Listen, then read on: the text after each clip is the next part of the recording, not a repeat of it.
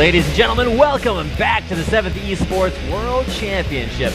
Coming to you live from the Nexon Arena in Seoul, South Korea. We are back and ready to get into our first Game 3 of this tournament. I am excited. For once, we get a Game 3. It's been 2-0s all the way, but at last, dreams have come true. Minor correction, we did have a best of 3 that was not broadcast that did go all the way to the 3 games, the Romania versus Korea series, but have been a lot of dominant performances all the way through here. And keep in mind, both of these teams are actually undefeated up until the semifinals when they faced off against the finalists in China and Korea respectively. So I've seen a lot of dominance between both of these teams, but now finally facing off against each other. It's going to be exciting to watch them as they get into picks and bans here. We should have those on your screen here in just a second. Serbia facing off against Switzerland in Game 3.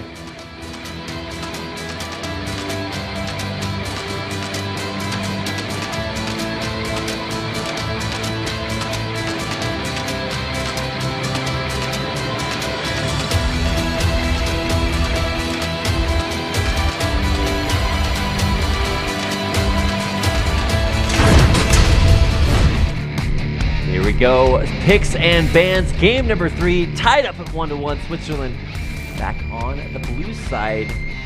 Of course, re-coin flip for the third game, so you decide who picks the first game, and then for the third game, re-coin flip, and there we go, Switzerland on blue, Serbia on red, while Joshi there on your screen.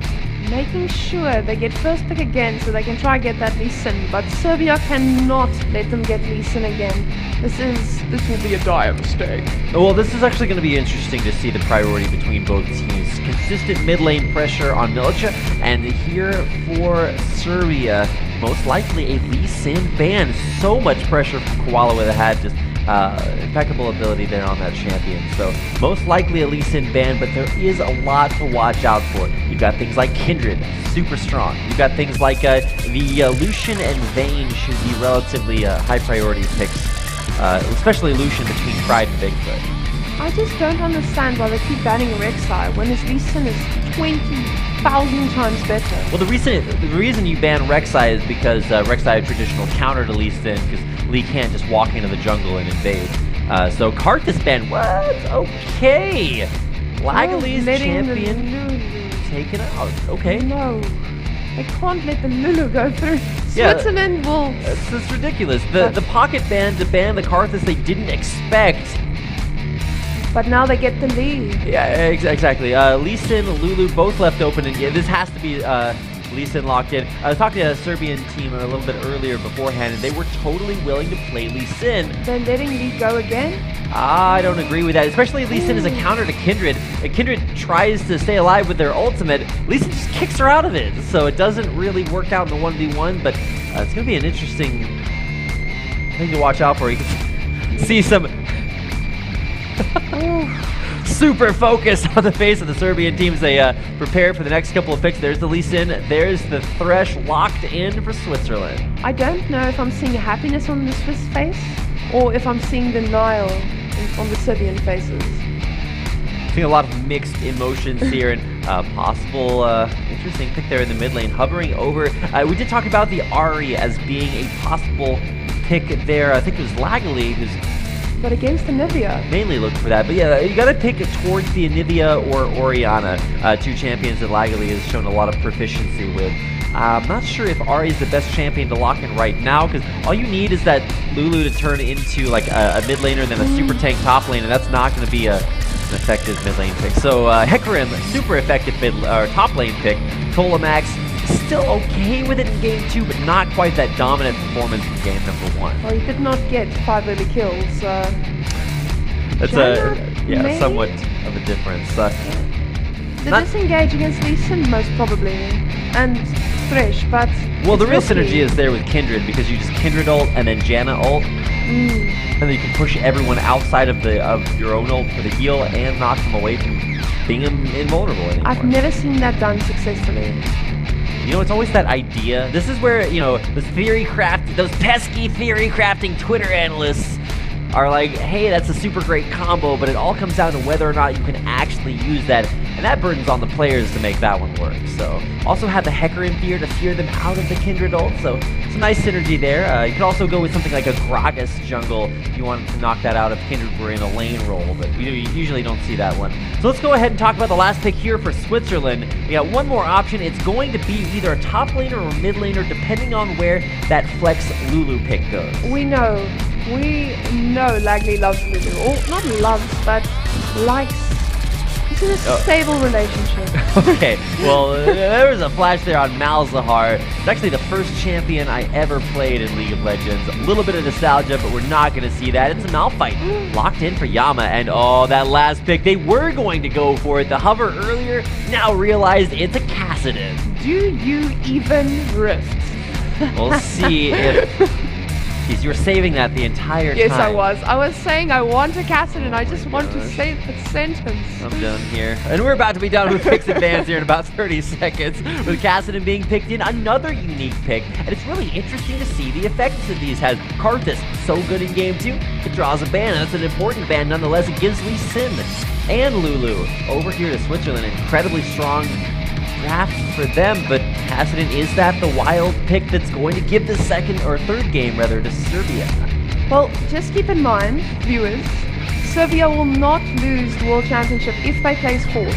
As long as Korea wins the finals, Serbia will be the World Champions. A lot on the line here to get into the final game of this third and fourth place match. Switzerland versus Serbia. About to get into game. Don't go anywhere. We'll be back with game number 3.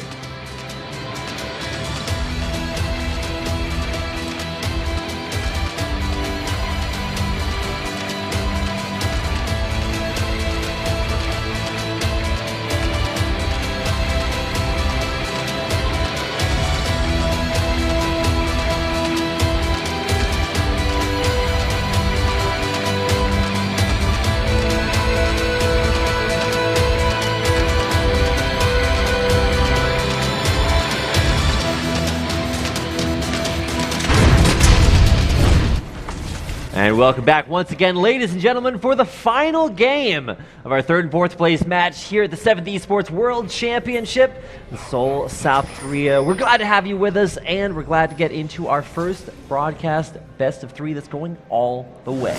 We see a 4-man running. Are we going to get a Chinese tactic? I was going to say, maybe they picked up a little bit of strategy over the course of the group stage. Now, double aim in a vulnerable spot, but moving up towards this tri-brush. Now, the thing about tri-brush is that you know the enemy has a faster way to get there than you do.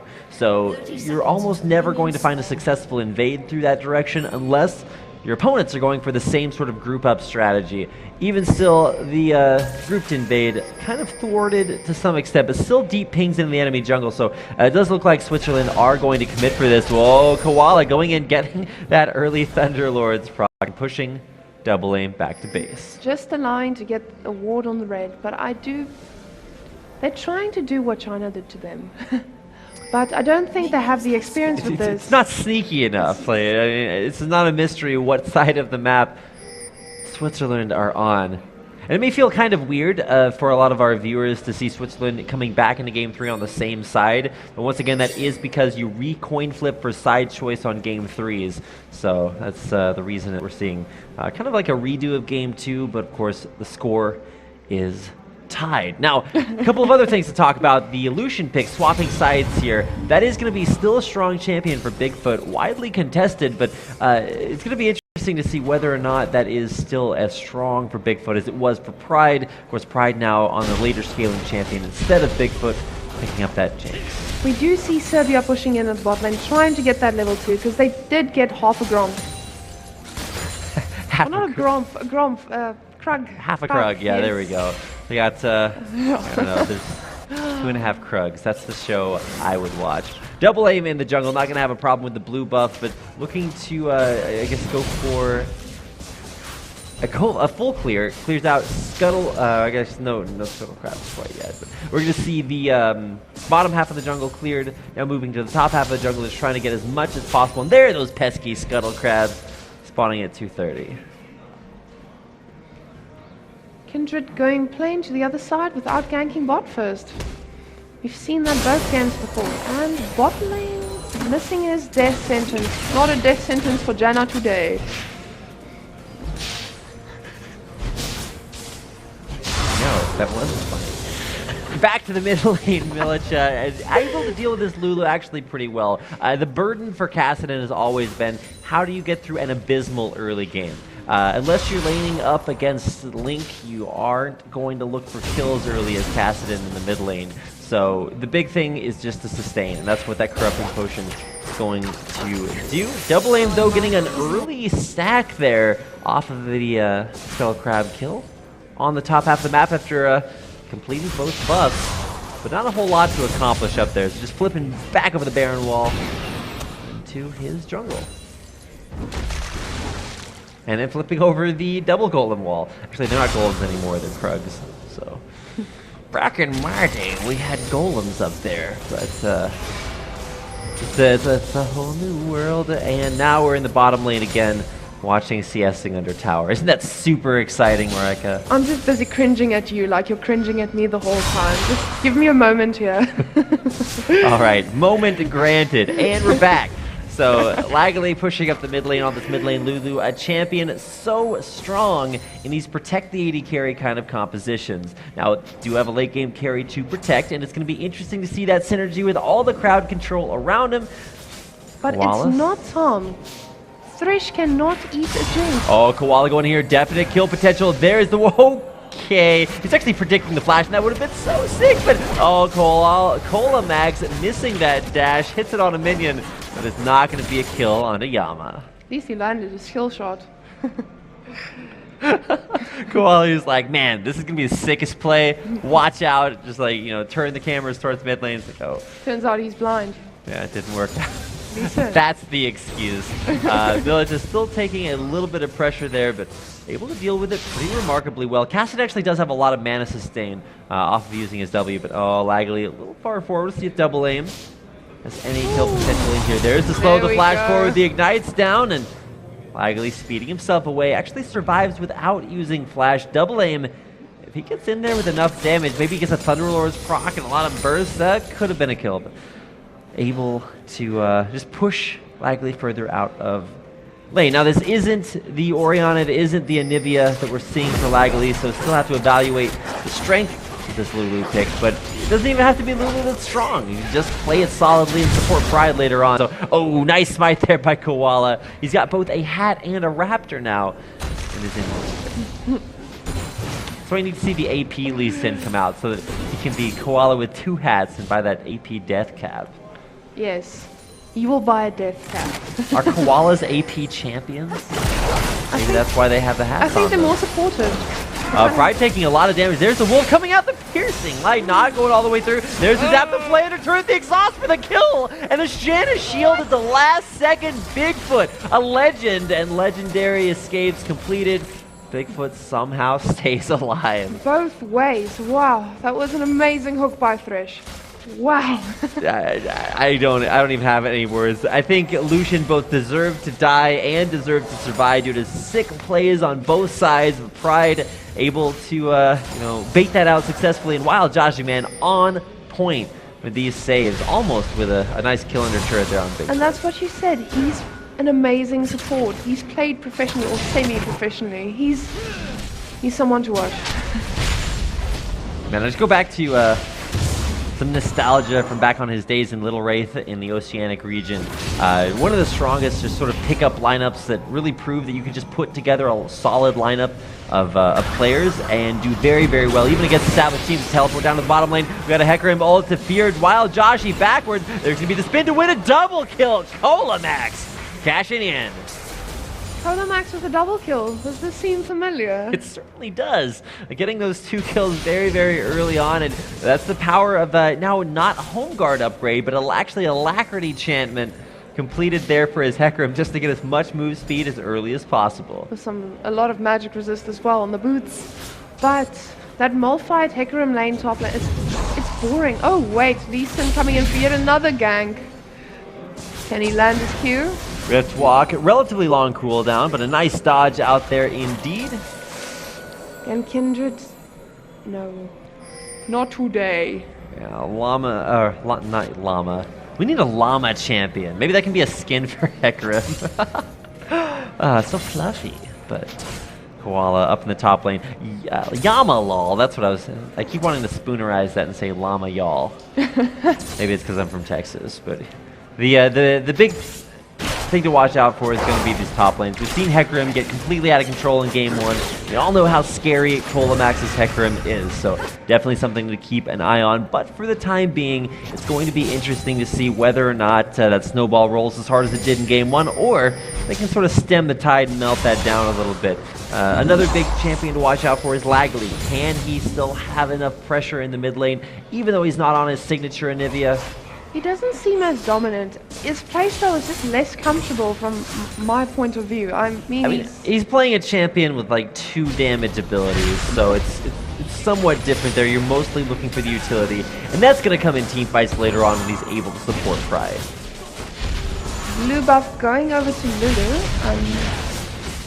No control. Once he gets this, it's going to be Blue with the buff on top of him. Also getting some bonus ability power.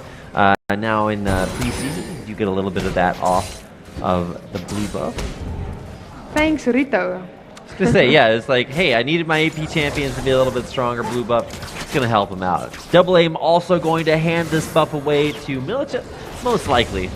Even smiting it down there to help it die a little bit more quickly. Well, he's been doing well with the Catherine versus Lulu. I thought he would have a bit more of a hard time, but I guess early gank helped quite well. Oh, it certainly did. Getting a little bit towards the game later on. Yama shoved into the wall, and just consistent trades. Colamax not even worrying about that, and Yama needing to recall back to base here. Does have teleport available, so he is able to make plays across the map. Teleport, ult, they're both in there. Thresh and Jinx being very careful for that Kindred. Standing up against the wall. Thresh walking into River at the moment. Let's see if he can land Death Sentence, oh, just barely missed away from Sonic Wave. Does land. There's the zap over the wall. Kicks it all the way back over. Tumbles back away there. Double Aim. Walks right out, and he actually dies to Wild Joshi. Joshi's got some support from the other side of the wall. Might look for another Death Sentence, but you can still see the Lee Sin kick animation on Double Aim's body, trying to stay inside his ultimate to get the heal, but in the end, Wild Joshi able to keep up with him long enough to take him down. First kill of the game for Switzerland, kind of bringing it back. Ooh. Flash in, there's the play backwards. Death Sentence not following all the way through. Likely super fast, super flash, and an ignite for the kill. Blue buff reset. As a Lulu, I definitely don't think he's complaining. The Wild Joshi plays and flays have been on point this game, and really not only supporting his duo lane, but having a perfectly timed roam up towards the mid lane, forcing out the flash and just making that cast and kill a little bit too easy. Of course, it did burn 2 summoners from Lagley, but hey, a kill's a kill. Why does he not play Thresh more often? Well, that's the thing for Wild Joshi. He's been actually prioritizing Alistar like most of the semifinal matches had. I mean, Thresh incredibly skilled. We're starting to see that here. Pride in his own lane by himself in a 1v2. But with a minion wave coming in, that's way too scary. He's going to be able to stay in a decent spot. Now, still got to keep an eye on Thresh coming back to lane there. We'll see if that's going to turn this one around. Wild Josh is capable of making sick plays mid. You can still see that Lee Sin ult animation on Double Aim. He's going to keep a little memento of that play, kicking him all the way over the wall. That was pretty sick. Getting another stack yet again. Let's see if they can do something top. But Lee Sin is close by. They know what's going on. Yeah, 2v1. Yama not even scared because he knows he's got some backup. Wants to see if he can go in for a Lee Sin or a Malphite ult into Lee Sin combo, but decides blowing all of those cooldowns on one champion might not be worth it. And of course, Kindred Ultimate actually not available, so that might have been a catch. Better to just stay safe, save your cooldowns, and see what's about to transpire. Koala knows where Double Aim is, but isn't going to overextend, just going for those deep wards and really putting out a lot of vision. Kind of the unsung hero of the vision wards. Now, Wild Joshi coming in, it does get the Death Sentence to land on a minion, but more importantly, just putting so much pressure on this castle. They are giving so much love to Lagley. But we've seen what he can do on carries, but what can he do on utility? Probably 20 times more.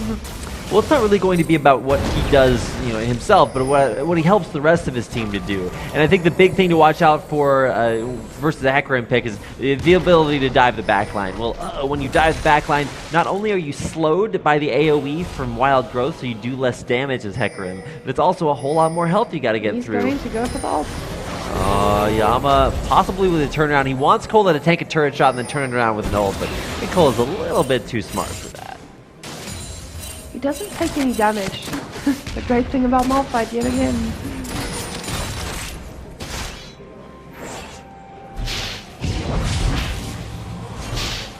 Well, the great thing about Lee Sin is that it's a very strong pick for Koala. However, really unable to accomplish all that much, and as much as we've been talking as casters, not a whole lot to talk about over the course of the early game.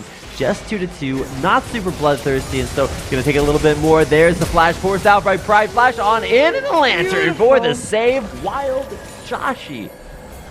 I don't know. Cassidon has to go more. It's Cassidon. Okay, Koala actually dead. Just kidding. Death Sentence on in there. Militia dead. Just kidding again.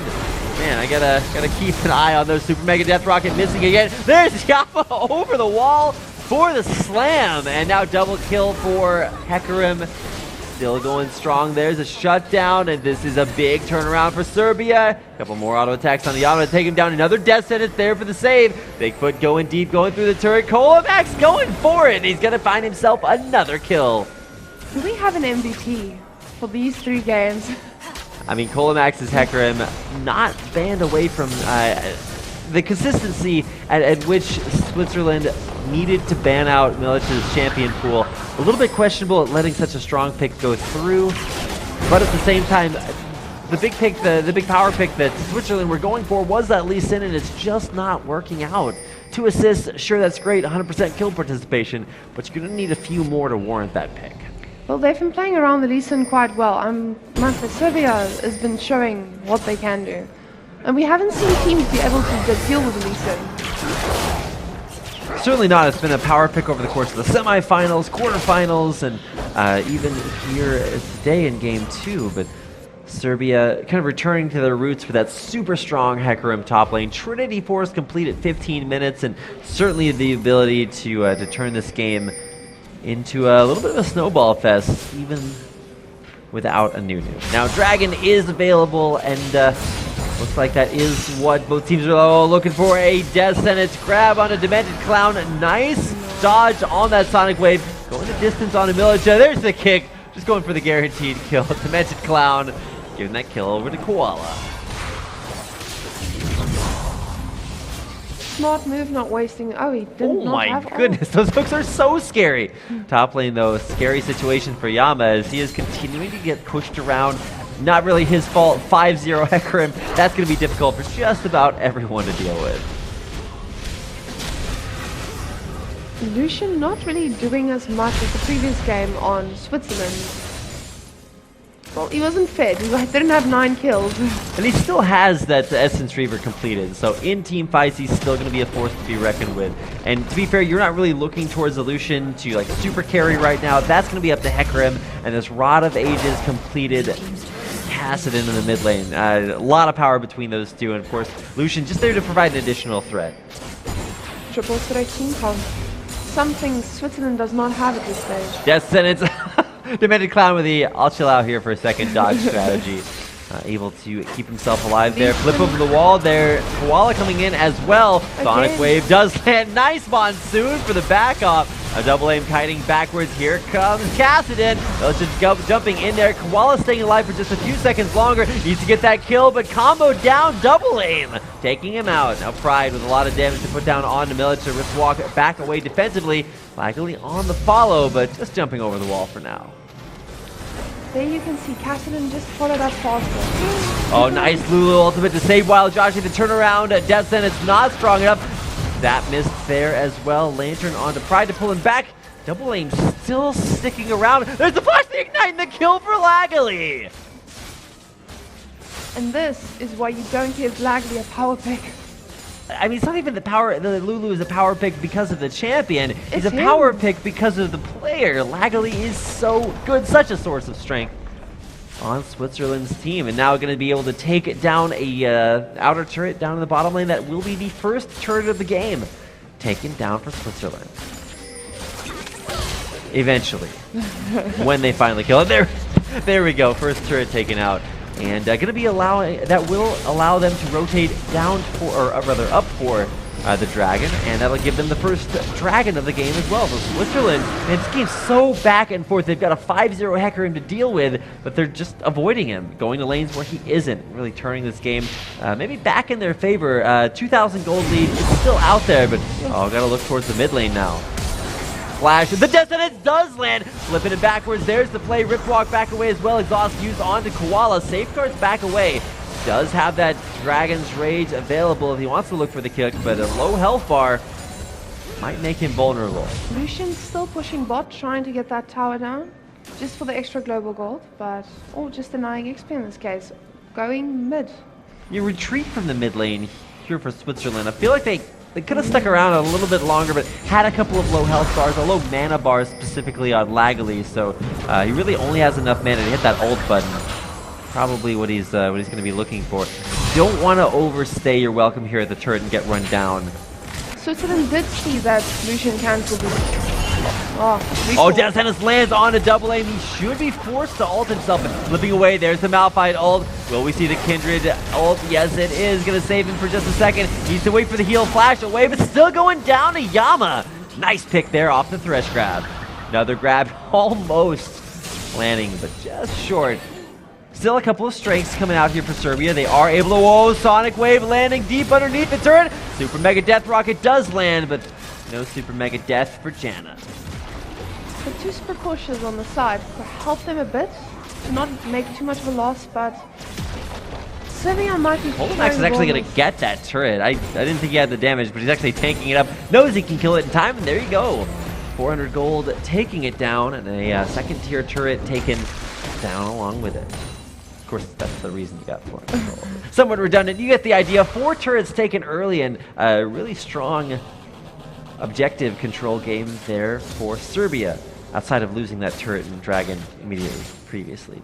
But I want to see a tower dive from Switzerland, just because of the Lulu, the Malphite, and the Lee Sin. I mean, that's the idea, right? Is that you force them to hard engage on you, you save your AD carry. Once they don't have any engage options, you just kite backwards and use all of the peel from the mass CC. You can kick everybody everywhere, Malphite ult them, a lot of CC to get through to get to Pride. Pride 0-2 at this game, and in fact, if you remember towards game number 2, also had a little bit of a rough spot there, but just really, really strong Lucian game. He was a rough spot for Pride. He was 5-0. I'm thinking back towards game number 1. Yes. It's been like, game 1, Serbia does well. Game 2, Switzerland does well. Game 3, actually the most even of all of the games in this series. And this series is one of the most even of the entire tournament here at IESF. Malphite and Lee Sin walking close to each other. I am expecting a double jump. Let's see if they can defend this tower. We do have Hecarim in the bot lane though. He does have TP, so this could get nasty. Even with a big team fight mid, Hecarim can either choose to take a second tier turret or go for this teleport. Now, teleport definitely an option, but turret too low, it's just going to get given up, and this is Hecarim choosing to go for the second tier turret kill. That's actually really valuable, and now Yama coming down there to stop him. Nice rotation right on time for Switzerland. Malphite can't really do any damage, but I'm sure he's just scared of that Lee Sin coming with the Malphite. It's a deadly comp, even for a Hecarim that can run away. Quite literally. Kolobak's running back to base right now. Keep in mind, we are past 20 minutes and all this 5.23 patch. Everybody gets home guards when they are this far in the game. While Joshi actually dead. And because he was marked, that's actually going to be another stack for double A. Now, Laggly pretty low as well, going to get feared right into the culling. Bigfoot having his second kill of the game. One pick after another, and Switzerland just a little bit far out there. Looking for close encounters of the 1 and 2 death kind. Pride very low, crits coming down, summoner heal force out. Pride just dead on impact. Kolamax crushing him out there. 6 0 and 2 Hecarim, and off of just 1 pick, into 2 picks, into 3 picks up the mid lane. Come Serbia, taking down the base turret and possibly even an inhibitor as Feels well. like we've been here before. Kind of reminiscent of their semifinal games here. Switzerland just leads 1 pick into now the first inhibitor of the game, going down at 22.5 minutes. And this was an even game 2 minutes ago, until the Hecarim attacked. Well, it wasn't even Hecarim there. Hecarim came in with the flank to pick up even more kills. It was mostly just Wild Joshi way too far into the enemy jungle without anyone to save him. Death Sentence, oh, just barely missed there. Can you get the play to stop the jump over the wall? Not in time there. Can ult over if Yama wants to. That's a little bit too far.